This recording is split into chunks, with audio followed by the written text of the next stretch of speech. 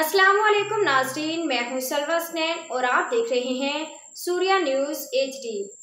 आइए नजर डालते हैं आज की अहम मलीर ब्यूरो रिपोर्ट। हक नमाज सोमरू मलीर के थाना शाह लतीफ़ टाउन की हदूद चोरियां डकैतियां रोज़ का मामूल बन गए।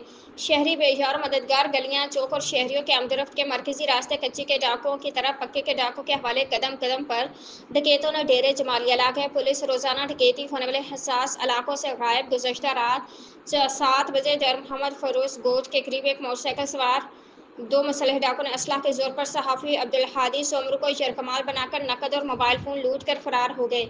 इस मौका पर सहाफ़ी अब्दुल हादी सोमरू का कहना था कि 7 बजे शहरियों की आमदरफ्त बड़े पैमाने पर जारी रहती है, ताहम इसके बावजूद डकैत सरेआम बेखौफ होकर शहरियों को लूटा मार का निशाना बनाकर आसानी से फरार हो जाते हैं।